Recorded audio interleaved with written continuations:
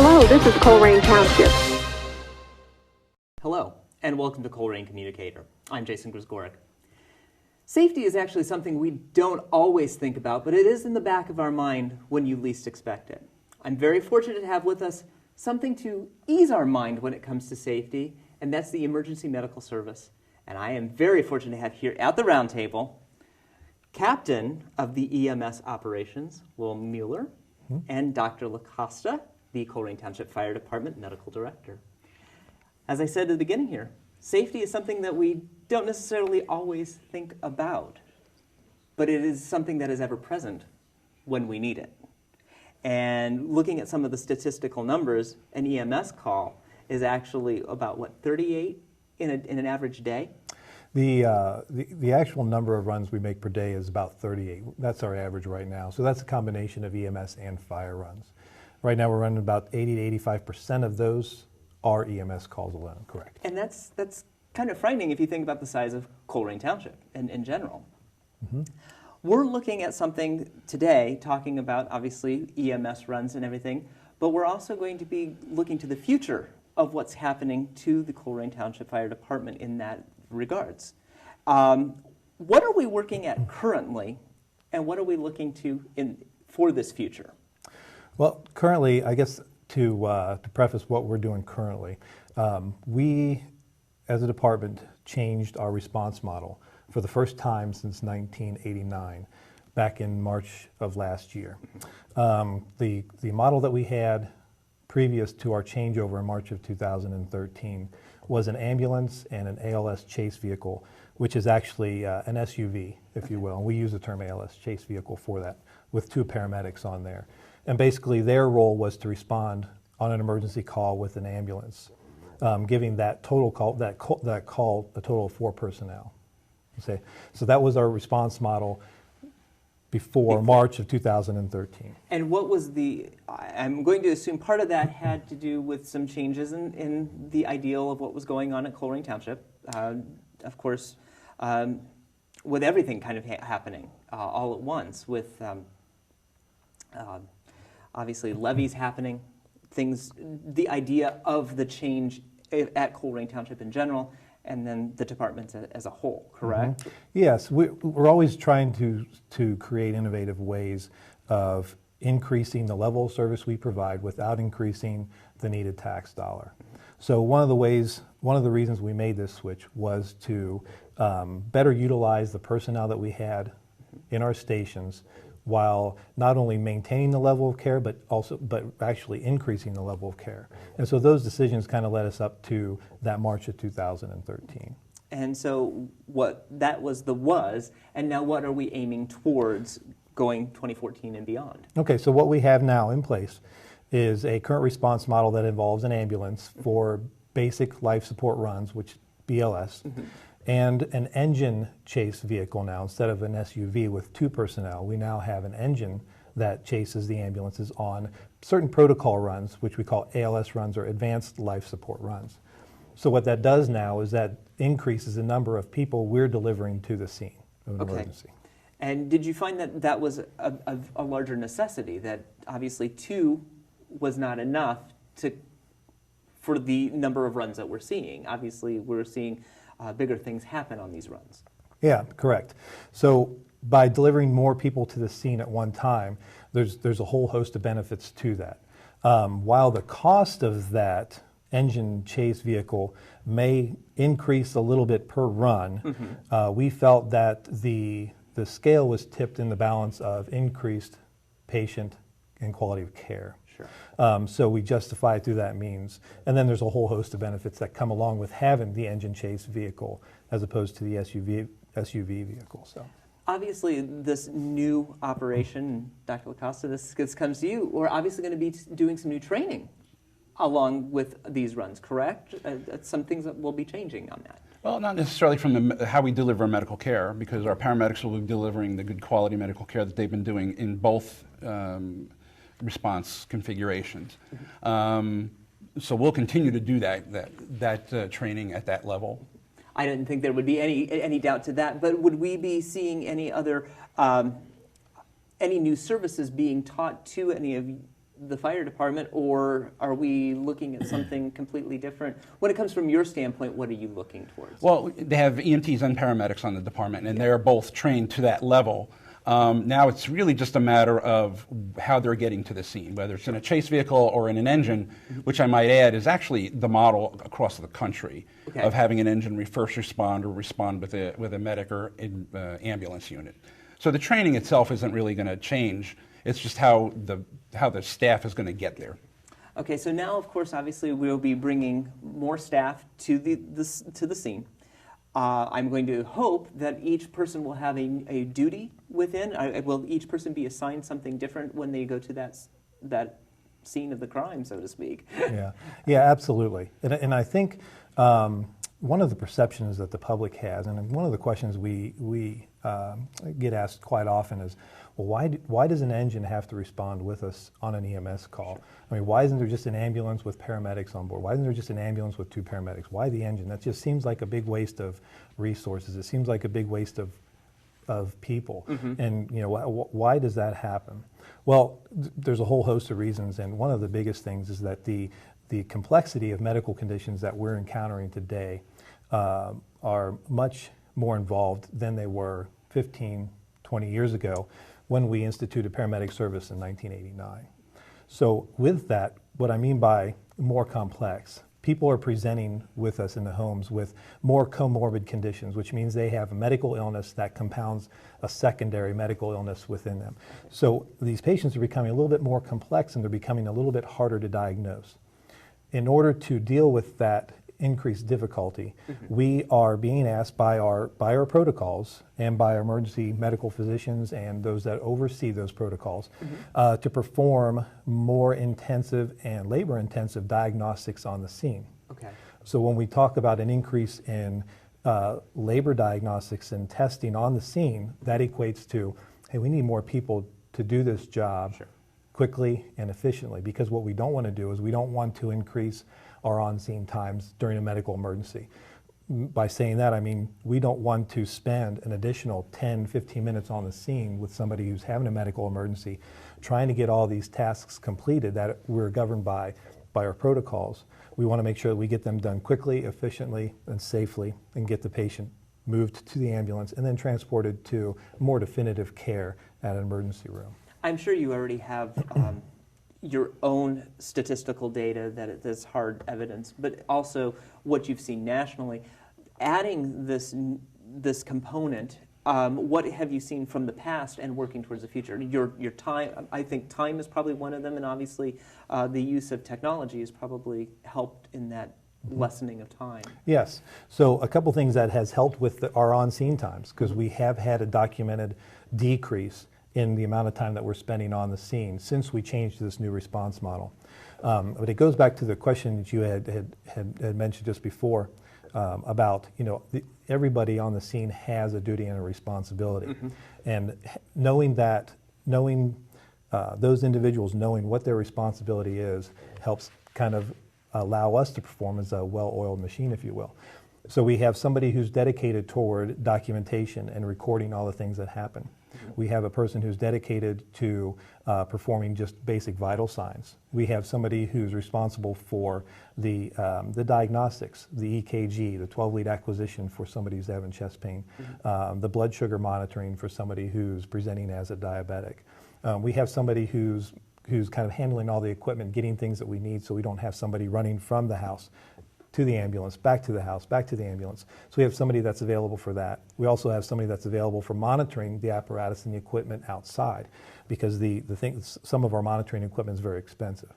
And we want to make sure that those things are monitored outside as well. So everybody has a responsibility. While it seems like, wow, that's a really big waste of resources, I just don't think an engine needs to respond. Everybody has those tasks. And the reason we need those numbers on the scene are for those reasons that I had mentioned previous. And as we've seen in an ambulance, you cannot house that many people in one ambulance either, especially if they have to be carted someplace that requires further medical attention. Yeah, absolutely. And the other thing that this engine company response does for us is it creates a certain degree of complexity or flexibility in the way we distribute our personnel. So if we arrive at the scene of a medical emergency with an ambulance and an engine company, with a total that could be up to 6 people. Right. Typically it's 5, sometimes it's 6 when we're fully staffed. What the company officer, that captain of that engine company, who kind of oversees the emergency detail as a supervisor, he can make decisions now based on personnel and who's going to go where. If it ends up being a very basic run, meaning that no further ALS or advanced life support measures are needed, then only 2 people can transport into the hospital with the patient, and that leaves the 4 people to return back with the engine company available. Right. However, if that medical emergency is more complex than that, more serious than that, cardiac arrest, heroin overdose, somebody who's unconscious, unresponsive with an unknown etiology or with an unknown cause, then that company officer has the flexibility to say, you know what, this run needs 3 people, this run needs up to 4 people. So we have that flexibility with those 6 people to return them if they're not needed or to send them if they are needed. And again, going back to that idea of the great medical attention that they're receiving, are you finding that obviously things have changed since, we'll go back 20 years. I mean, obviously you're hearing things about the blood sugar levels. I mean, diabetes is a higher risk area. You're getting more EKGs on the spot. Are you finding that it is easier or more difficult to keep up with medical advances, and so that everybody is well trained in a well-oiled machine, so that when they get out there, they know exactly what they're looking for to get to that next step?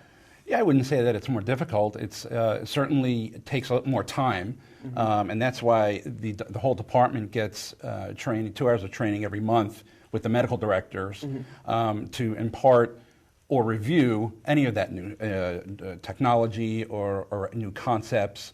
And then, of course, there's shift drill where they also practice and go over some of the stuff that they need to know. So through education and repetition, we try to keep them up on all these new things that are going on. And you said 2 hours a month is kind of like a basic training, would you call it? Well, actually, it's actually 6 hours a month, but 2 hours on each unit day. So that's why I was going to say, how much in total will you be receiving total? So it's 6 hours a month of almost new training, because obviously if you're out on the field, you're utilizing it. So it is kind of becomes common knowledge, I would hope, for you. Sure. And I think it's important to add also that those 2 hours of training that Dr. Lacasse was referring to is one that's actually delegated by the actual medical director. One of our medical directors, we have a team of 5 in Colerain. We're very fortunate to have a team of 5 medical directors, which each have their own role as well. In addition to the 2 hours of that emergency medical training that they receive at that time, we also have shift drills, which adds, an additional hour per day. Per shift. So there's training going on constantly. Do you feel that it is, I'm going to play the devil's advocate. I mean, you can answer any way you like, I suppose, but do you feel that's adequate, especially in our changing days? The future has been very bizarre as it is, but do you feel that this is adequate enough training? You can always do more training. I knew that was going to be your answer. You can always do more training. Even as a physician, I don't know everything. I'll be the first to admit it, and we're always learning. Sure. So you can always do more training. Obviously, you have to balance that off against financial constraints and time constraints for the other things that the guys have to learn, because they have to make sure they keep up on their fire skills as well as their EMS skills. The other way we teach them as well is by reviewing their run reports. So we'll retrospectively review run reports and then give them some feedback. Hey, this was good, this was not so good, you might think about this. So there's kind of ongoing learning even around those 6 hours plus the training time that they do in-house, where we can impart wisdom on individuals or crews depending upon our review of the runs. I like the idea to hear that you're actually looking over of what you've done in the past. What would be like one of your biggest hurdles that you have overcome because of learning from something like that? Because I'm sure you've probably gone in great strides in learning something from a previous run. Do you have a story in particular that might showcase that, or do you just take it off as, I chalk that up as a good day, we will learn from this experience or that experience? Yeah, sure. I think it's day to day, Jason, honestly. Can I point out one particular instance? I probably could if I went back through all the records, but honestly, answering that question off the top of my head, that we learn every day. Every run Every run is a learning opportunity. Every run report that's reviewed by our medical direction team is a learning opportunity. And that's what our job is. And again, very fortunate here in Colerain to have the medical direction team that we do to kind of be the lead on that EMS education. But we also, following that medical team that we have an administration that's very supportive of training efforts, and we have a level of mid-supervision by our company officers who are captains that are in charge of our personnel that lead that training every day. So, and it's ingrained. The training is ingrained, and they understand the importance of it. So it's a day-to-day thing that we learn and run to run. You're never done learning. Yeah, And you know, we kind of repeat the important things, kind of maybe just present some of the less complex things once every 2 years. But the other factor as well is that this department, is being one of the more progressive departments in the region, has opted to require all of their paramedics and EMTs to do a skills test in October. So everybody in the department is supposed to come in, and actually that's run by the medical directors. So they have to sit with one of the medical directors, as if that isn't anxiety-provoking enough. They have to sit with one of the medical directors to do certain tasks and certain skills, and we did that very successfully this year again. And I think that just reinforces what it is that we train throughout the year for. Sure. And I promise that was probably the hardest question I'm going to ask you today. I promise that's okay. But but playing, I guess I should say, playing in the other devil's advocate is going on that same side of you have these runs going out, you have 6 people going out there. What's going to happen if you've got one truck out and you have another run going on? Do we have enough to be able to keep everything going? Speaking Sure. as someone that may be in Colerain Township going, I don't know about this. I want to make sure I'm safe. And that's the idea. You want to keep everybody safe. Yeah. This would not have been implemented were these things not thought of. Yeah, Jason, that's a great question. And that's the question that we get often. So, well, what happens if there's another run that comes in? Colerain has 5 fire stations. Right now we're operating 6 ambulances and 5 paramedic engines, equipped engines, that both obviously do fire and EMS operations. But again, with 85% of our runs being emergency medical in nature, the engine companies spend the majority of their time performing emergency medical functions. But it's important to know that they are obviously equipped for fire suppression as well. So the question, that you asked is, so what happens? Why, when we have these 6 people on the scene that are doing their thing, what happens when there's another run that comes in? Well, fortunately, again, here in Colerain, Colerain also, I guess it's worth mentioning at this point, geographically speaking, is the largest township in the state of Ohio. Exactly. With about roughly 43 square miles to cover. So that provides some degree of difficulty trying to maintain coverage for that many people, about around 60,000 citizens. But we do have those other stations that are ready for response as well.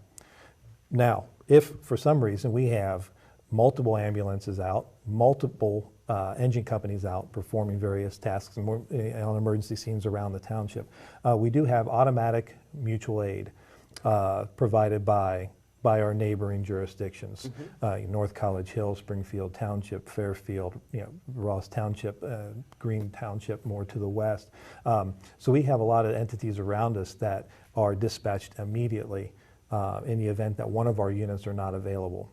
And from time to time that does happen. So, but there will be someone available for that emergency call. And since it's the proverbial I'll scratch your back, you scratch mine, you're also available to help these jurisdictions as well. Absolutely. So, and you're already equipped with that great base of knowledge, taking it to these places as well. Yeah, absolutely. And it's part of being the larger entity here in the game, in Colerain Township. We provide probably more of that service around us than we do coming in, just based on our sheer size. But so now, obviously, each accident scene is not the same. Going to a scene that may be at the mall, we'll use Northgate Mall as an example, might be different than a home scene, which may be different from a car accident on Colerain Avenue. I mean, I know these are all traumatic situations, but they are all treated, they are different entities, but need to be treated differently. How do you obviously you need to assess them prior to getting there, but obviously these are part of that assessment process that we talked about earlier, correct? And how do you prepare each scene? Because obviously, again, you're going to be doing something different where certain skill sets are going to be needed elsewhere. How do you assess that? Okay. Well, like you said, each one of those types of emergencies in each of those different demographic areas that do present different levels of assessment type difficulties, if you will. Sure. So, large areas like the mall, a lot of those types of details present us with the logistics of having to maneuver our equipment, get our equipment inside, all of our diagnostic equipment, our ambulance cot, get those, somewhere deep inside the mall. Yeah. Where there's often a lot of bystanders around that we need to try to Because try to they're work not going to around as well. it's not going to happen by the door. It never does, Jason. It never does. It never does. Likewise, now to contrast that to a residential setting where a lot of the places that we respond to are very small in nature. So we're dealing with a very cramped space. So we have a lot of people that need to perform a lot of tasks in a very tight and what we consider an uncontrolled atmosphere. Low lighting, inability to gain patient access in certain areas and tight places, and having to maneuver those patients around the home to get them extricated from the home and out to the ambulance presents a lot of issues as well. Now we transfer that emergency out to the roadway, where we are presented with an entire different hazard, and that's distracted drivers. Sure. So one of the roles that engine company will provide on the scene there is safety for our personnel. Obviously, the bigger truck, bigger safety umbrella. Sure. Right. So there's actually classes that we take that are designed for strategic vehicle placement. Teaches us in certain situations, what's the best way to position our vehicles to provide our personnel working around the scene with the biggest umbrella of safety.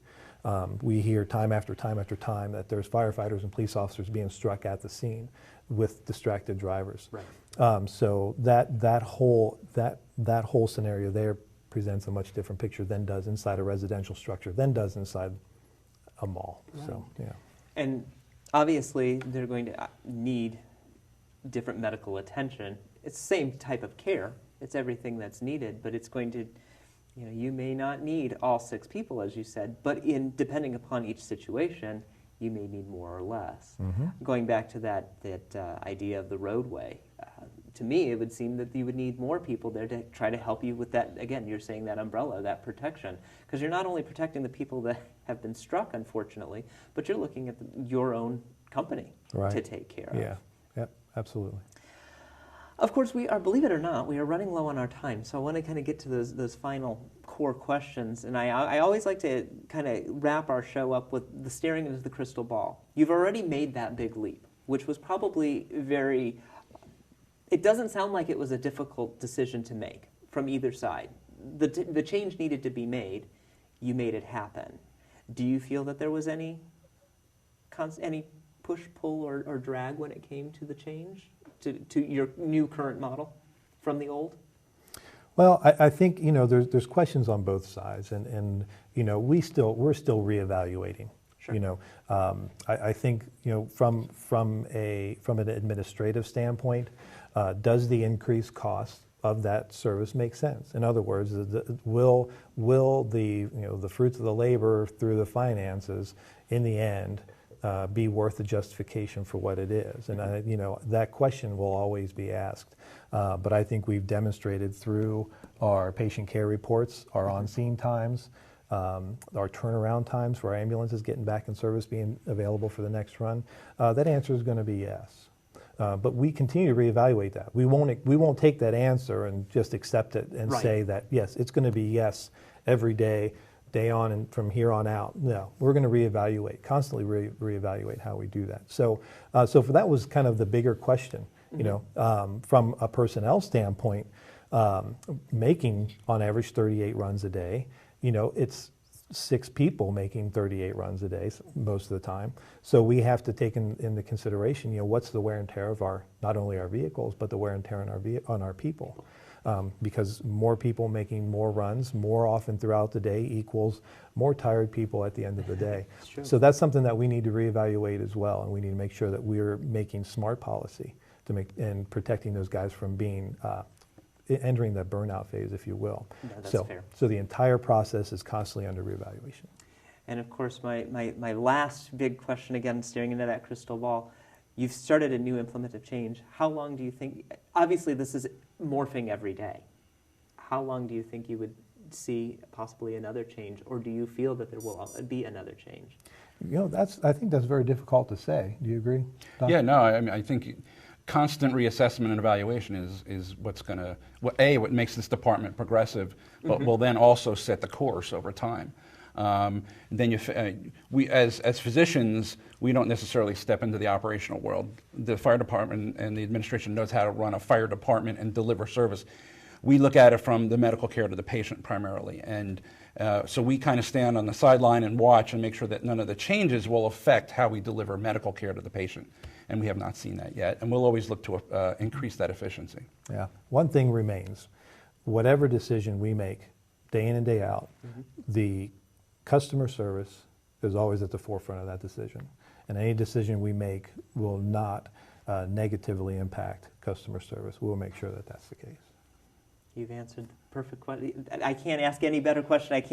That answer was the perfect way to end tonight's discussion. Great. You're correct. Customer service is prime, and always knowing that your safety always comes first. Absolutely. I appreciate you both coming on today to discuss the EMS runs here in Colerain Township. We'll have you back, of course, discussing other entities that help make Colerain Township a safe and wonderful place to live. Looking forward to it. Thank you both for coming tonight. Great. Thank you, Jason. And I want to thank all of you for joining us as well. Remember, Colerain Township is always just a phone call away here at Colerain Communicator. Thank you, and have a great evening, and enjoy this new holiday season.